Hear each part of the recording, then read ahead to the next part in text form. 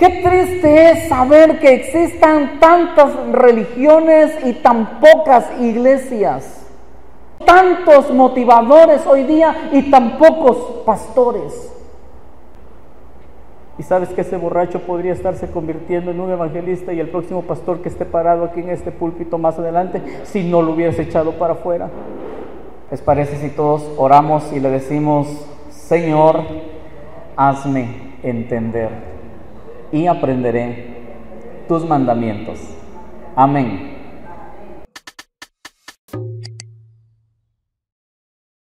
Ayer, mientras preparaba el mensaje, se me ocurrió titular esto justamente sin palabra.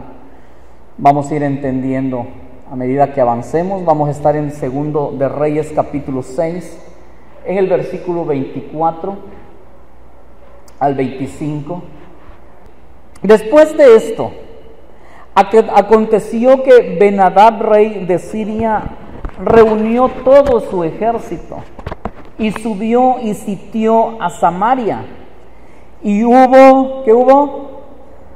Hubo gran hambre en Samaria a consecuencia de aquel sitio, tanto que la cabeza de un asno se vendía por 80 piezas de plata y la cuarta parte de un cap de estiércol de palomas por 5 piezas de plata.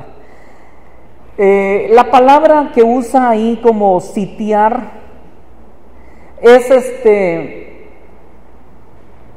resguardar de tal manera que nadie pueda entrar ni nadie pueda salir.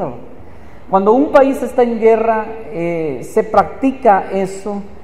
Como consecuencia natural viene un desabastecimiento. De lo que está hablando aquí, sitiaron a Samaria, lo rodearon de tal manera que nadie pueda entrar, nadie pueda salir. El propósito es que las provisiones se terminen, que el hambre llegue y pues matarlos de hambre, ¿verdad? Un pueblo que está debilitado físicamente es un pueblo que va a ser una presa fácil. Algunos comentaristas argumentan que la cabeza de asno aquí mencionado es literal.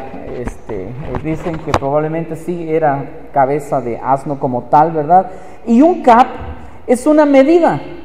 El estiércol de paloma, probablemente una especie de lenteja u otro grano, pero que dice todo estaba carísimo, todo.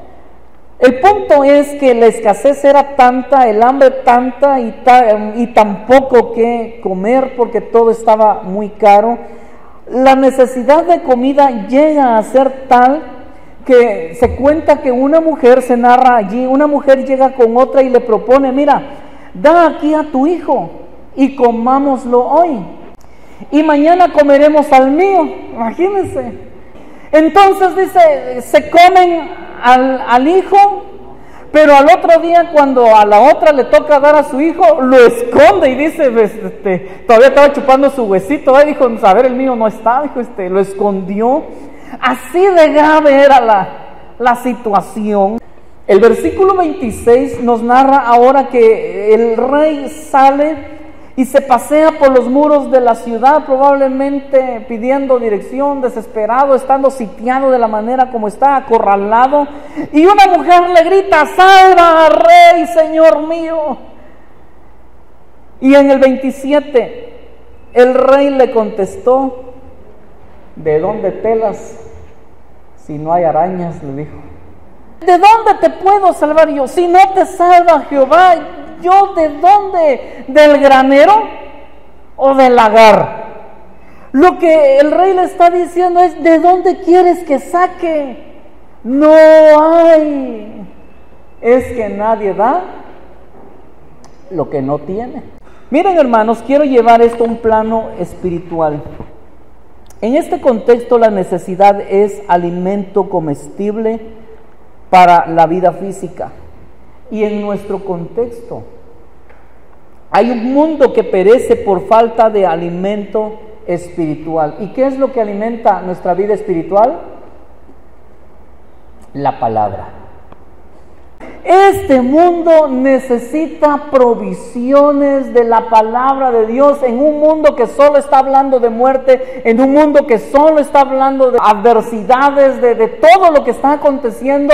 Se necesita escuchar una voz diferente que lleve una palabra de fe, una palabra de esperanza, una palabra de amor, una palabra que provenga de parte de nuestro Dios. Y para eso Dios ha conformado a esta iglesia. El diablo ha sitiado a muchos para que no reciban la palabra. Mucha gente está presa de la religión. Satanás los ha sitiado con la incredulidad, los ha sitiado con el pecado, los ha sitiado con adicciones, los ha sitiado con tradiciones. Hoy día usted puede ver un sinfín de iglesias sin palabra. A esto quería llegar. Qué triste es saber que existan tantas religiones y tan pocas iglesias.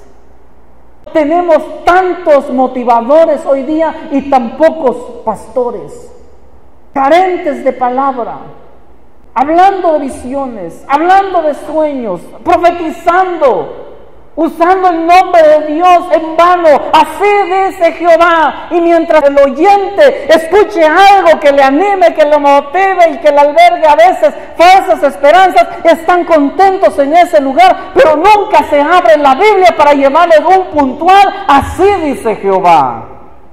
Iglesias sin palabra. Imagínese usted yendo a un restaurante con su familia. Hay buena recepción, hay un trato amable, hay asientos muy cómodos, música al gusto, en vivo, pero no hay comida. Hoy día las iglesias se han equivocado, desviándose hacia un mensaje motivacional, hacia un mensaje de prosperidad, hacia un mensaje de liberación, hacia un mensaje de sanidad, y creemos en la prosperidad, y creemos en la liberación, y creemos en la sanidad, pero sabes que todo eso solo viene como una consecuencia de haber conocido y recibido a Jesucristo como Señor y Salvador. Si consideramos que todos hoy día tenemos una Biblia, podríamos pensar que todas las iglesias tienen palabra de Dios, porque esta es la palabra de Dios, pero son tan pocos los que se están dedicando a estudiarla a conciencia. ¿Para qué dejó entonces Dios la palabra? ¿Para qué dejó entonces la Biblia? La palabra tiene que ser enseñada correctamente, el evangelio predicado constantemente. No es posible que nos llamen evangélicos y no prediquemos el evangelio. Segunda de Timoteo capítulo 2 versículo 15: procura con diligencia presentarte a Dios aprobado, como obrero que no tiene de qué avergonzarse, que usa bien la palabra de verdad. Un hermano llegó conmigo y me dijo: hermano, fui a predicar. El mensaje que usted predicó me motivó tanto, dijo, que el lunes agarré mi Biblia y dije: hay que ir a predicar, hay un mundo necesitado y hay que abastecer de palabra de Dios. Y me fui casa por casa, puerta por puerta. Y lo que me encontré, pastor, fueron mujeres comiéndose a sus hijos. Mujeres comiéndose a sus hijos representa desesperación, crisis, problemas, un mundo que se destruye a sí mismo, un mundo que está destruyendo su futuro. Me mencionó algunos casos de lo que se encontró y dijo: no creo que vuelva a salir a predicar. Hay gente con tantos problemas. Me encontré a una pareja, dijo, con problemas en su matrimonio, y entonces yo pensé: ¿y ahora qué le digo? Sí, yo no soy consejero familiar, dijo. Entonces no supe qué decirle, y luego fui y me encontré a más personas con más problemas, y no soy consejero. Encontré personas con adicciones, alcoholismo, prostitución, homosexualidad, lesbianismo, y no soy psicólogo, dijo. Luego fui con otros y estaba enfermo y no soy doctor. El hermano iba frustrado y dijo: pastor, vaya usted. Y yo le dije, tampoco yo soy ni consejero, ni psicólogo, ni doctor, ni abogado, ni nada de lo que ahí se está necesitando, pero vamos pues, le dije. Estos casos que acabo de mencionar, hay hogares donde en una sola casa encuentra todos estos casos: infidelidades, prostitución, adicciones, homosexualidad y tantas faltas, tanto pecado, porque vivimos en un mundo caído. Cuando hablo con mi esposa de estos temas a veces, y yo le digo, hija, es que es normal.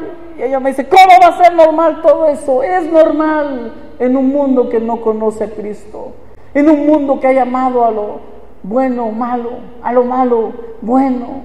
Es lo que pasa: infidelidades, borracheras, adulterio, fornicación, prostitución, pornografía, orgullo, pleitos, disensiones. Encuentra uno todas esas cosas y uno piensa, ¿y cómo lo voy a abordar? ¿Y qué le voy a decir? Para todos ellos solo hay un mensaje, el que se predica en esta iglesia. Le tengo una mala noticia: todos un día moriremos. Le tengo otra peor: Dios va a juzgarlo tras la muerte. ¿Usted ha pecado? Sí, dicen. Si usted muriera hoy y Dios lo juzgara, ¿sería inocente o sería culpable? Culpable. Dios lo pondría en el cielo o en el infierno. En el infierno, dicen. No sé, dicen algunos. Les vuelvo a preguntar, ¿ha pecado? Sí. Dios lo pondría en el cielo o en el infierno. En el infierno, dicen. Le tengo una buena noticia: Dios muestra su amor para con nosotros en que, siendo aún pecadores, Cristo murió por nosotros. Ese es el mensaje. No me digas, es que yo no sé evangelizar. No me digas, es que yo no puedo, yo no sé cómo hacerle, porque si tú dices yo no sé evangelizar, tal vez usted mismo no sea salvo. Si usted hoy estuviera delante de Dios y Dios le preguntara, ¿por qué debo dejarte entrar a mi cielo?, ¿usted qué le respondería? Si usted tiene la respuesta, usted sabe evangelizar. Si usted no tiene la respuesta, usted mismo no ha nacido de nuevo.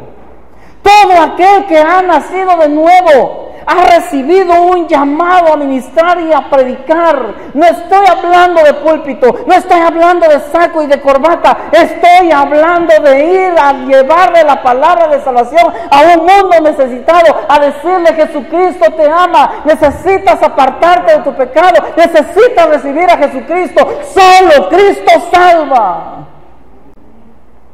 A eso fuimos llamados. Que Cristo, dice 1 Corintios 15, 3, 4, murió por nuestros pecados conforme a las Escrituras, y que fue sepultado y que resucitó al tercer día conforme a las Escrituras. Eso predica. Todo lo demás será añadidura. El problema no es que se coman a sus hijos. Démosle consejería, llevémoslo con el psicólogo. No, el problema es que no tienen comida, no han sido alimentados del pan de vida, de la verdad que trae libertad. El problema no es la infidelidad, no es el alcohol, no es la adicción. El problema no es la enfermedad, el problema es que no tienen a Jesucristo. El problema es el pecado.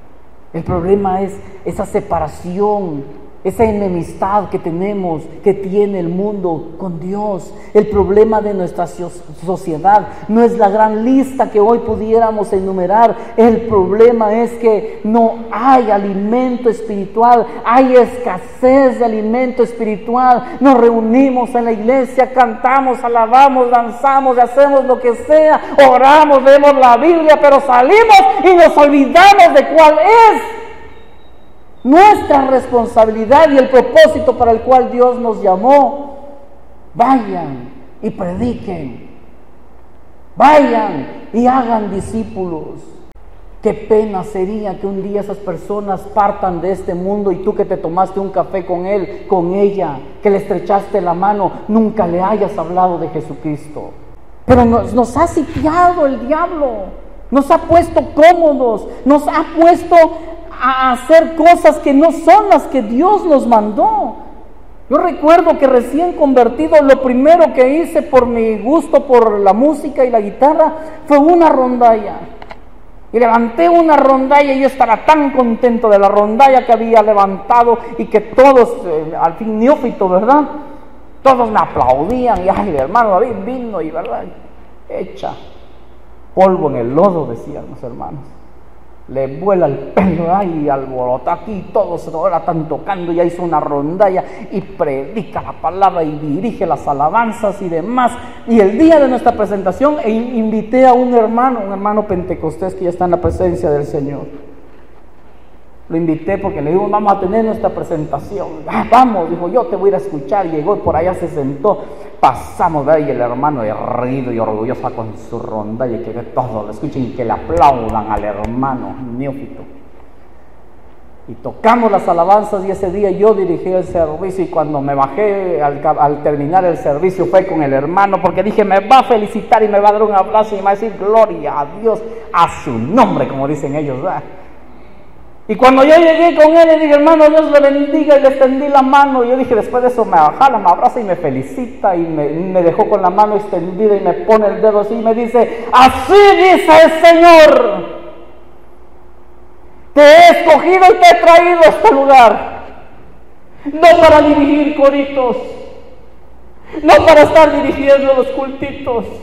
Te quiero levantar por evangelista, por misionero, por pastor, para que te he escogido, para que lleves mi palabra. Nunca olvidaré esas palabras. Veo en ti a un evangelista, me dijo. Veo en ti a un misionero, a un pastor, alguien que se levantará con autoridad para llevar mi palabra, esa palabra que muchos siervos no se están atreviendo a predicar. Tú la vas a llevar a un mundo necesitado, me dijo. Amén, le dije yo sin saber en lo que me estaba metiendo. Pero es a lo que Dios nos llamó a todos. El año pasado la muerte de mi tío me dolió tanto. Y la única satisfacción que me quedó es que le prediqué a Jesucristo y para cuando él falleció llevaba un año congregando. Y yo sé en dónde está y que lo volveré a ver. Pero qué triste es perder a alguien con quien tuvimos contacto y a quien decimos querer y amar y saber que se fue para el infierno. Tú no quieres estar en el funeral de alguien que amas, al que no le hablaste de Cristo, porque no habrá paz en tu corazón. Pero hoy estás a tiempo y por eso Dios te está trayendo esta palabra. ¿Cómo termina la historia de Segunda de Reyes capítulo 6? Termina con un capítulo nuevo, el 7. Nos narra que 4 leprosos estaban en las afueras de la ciudad. Y estando fuera de la ciudad deciden lo siguiente: si nos quedamos aquí moriremos. Recuerden que los leprosos los aislaban, los desechaban de la sociedad. Si quedamos aquí vamos a morir. Y si entramos a la ciudad igual vamos a morir porque ni hay comida, todos están muriendo allá, aquí o allá, vamos a morir. Es más, si entramos tal vez nuestra muerte es más rápida porque no esperaríamos a morir lentamente, seguramente nos matarían porque somos leprosos y no tendríamos que entrar. Entonces deciden entrar y cuando ellos entran Dios hace algo, avanzan a la ciudad. Y mientras ellos avanzan dice que Dios provoca un gran estruendo, ruido de caballos, estrépito de gran ejército. Y entonces dice que los del pueblo que habían sitiado dijeron: es que el rey de Israel le ha pagado, ha tomado a sueldo a los otros reyes, se han unido y vienen contra nosotros. Ni tiempo les dio levantar su campamento, huyen. Y solamente son los 4 leprosos que están entrando y Dios parece que activó los efectos especiales desde el cielo y pues provocó que se escuchara un gran estruendo como un ejército. Todos huyen y son 4 leprosos los que están entrando. En el versículo 8 dice que cuando los leprosos llegaron a la entrada del campamento, todos se han ido y entraron a una tienda. Y encontraron comida, y encontraron bebida, y comieron, y bebieron, y tomaron de allí plata, y oro, y vestidos, y fueron, ¿y qué hicieron? Y lo escondieron. Y vueltos entraron en otra tienda y de allí también tomaron. Y fueron y lo escondieron. Versículo 9. Luego se dijeron el uno al otro: no estamos haciendo bien. Hoy, ¿cuándo? Hoy es día de buena nueva, de buenas noticias. Y nosotros callamos. Y si esperamos hasta el amanecer, nos alcanzará nuestra maldad. Vamos pues ahora. Vamos pues ahora. Entremos y demos la nueva en casa del Rey. Esos leprosos son figura de pecadores que por gracia de Dios fuimos abastecidos de pan de vida y de su Espíritu Santo. Esos leprosos representan los desechados de la sociedad, que justamente es lo que nosotros éramos. Gente cuando me ven dice: ¿cómo se llama, pastor? David de Jesús. David de Jesús, profético su nombre. ¿Qué generación de pastores es usted? Ay, mi papá era borracho. En una cantina estaba cuando escogió mi nombre, les digo. Yo era un leproso más, desechado de la religión. Hoy mismo muchos religiosos no me aceptan porque no uso corbata, porque predico con mezclilla, porque no encajo en sus cajitas, ¿verdad?, cuadradas de cómo tiene que ser el pastor y el evangelista. Religiosos. Muchos de nosotros somos esos, leprosos, pecadores que no estaban considerados en la religión. Por eso siempre le digo: doy gracias, Padre, te doy gracias, porque cuando yo no te consideraba en mis planes, tú sí me tenías a mí en tus planes. Estamos representados por esos leprosos que están haciendo algo en pro de que un pueblo se salve. ¿Recuerdan la respuesta del rey del capítulo 6? ¿De dónde te puedo salvar yo? ¿Del granero o del lagar? Préstame atención. El granero era para depósito del trigo con que se hace el pan. El lagar era el depósito para el vino, figuras de la palabra y del Espíritu Santo. Granero y el lagar, los lugares donde el pan de vida y el vino eran reservados. Tú eres eso. Tú eres un granero, un lagar. Dios ha puesto en ti su palabra. Dios ha puesto en ti el buen vino, el Espíritu Santo, para que vayas y abastezcas y proveas a un mundo que lo está necesitando. Esos leprosos eran desechados de la sociedad, igual que lo fuiste tú y lo fui yo. Nadie daba un peso por el hermano David hace años. Por eso me molesta mucho cuando la religión hace a un lado a los borrachos, cuando la religión hace a un lado a los homosexuales, cuando la religión hace a un lado a los pecadores, creyéndose muy santos. Allá están los mundanos, dicen. Un día llegué a una iglesia y yo vi, cuando iba entrando, cómo sacaron un borracho de la congregación, y me metí. Y cuando me vieron, digo: ¡Pastor David! Y me quitaron la mochila y me dijo: pase, y me llevaron a sentar hasta allá adelante. Y ese día solo iba a visitarlos. El pastor me dijo: pastor, tendrá una palabra, nos gustaría escucharlo. Y lo primero que les cuestioné fue: ¿por qué me sacaron a ese borracho que estaba allá afuera? ¿Y por qué a mí me trae a los primeros asientos? Porque soy el pastor David. ¿Sabes que mi vida fue igual que la de ese borracho? Y sabes que ese borracho podría estarse convirtiendo en un evangelista y el próximo pastor que esté parado aquí en este púlpito más adelante, si no lo hubieras echado para afuera. Por eso estoy peleado con la religión. Por eso no he llevado a esta iglesia a ser religiosa y a religiosos más. Ya hay muchos. No necesitamos una religión más, necesitamos una iglesia. Graneros, odres, receptores del pan de vida, del vino. Dice Apocalipsis capítulo 1, versículo 6, y nos hizo reyes y sacerdotes para Dios su Padre. Póngase de pie. A Él sea la gloria e imperio por los siglos de los siglos. Reyes y sacerdotes. Te quiero pedir un favor.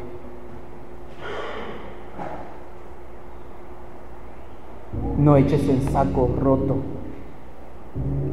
esta palabra. Es un puntual, así dice Jehová.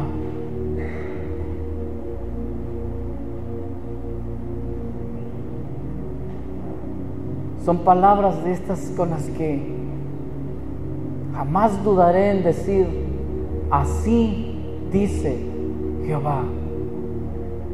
Y Dios ha hablado hoy. ¿Qué vas a hacer?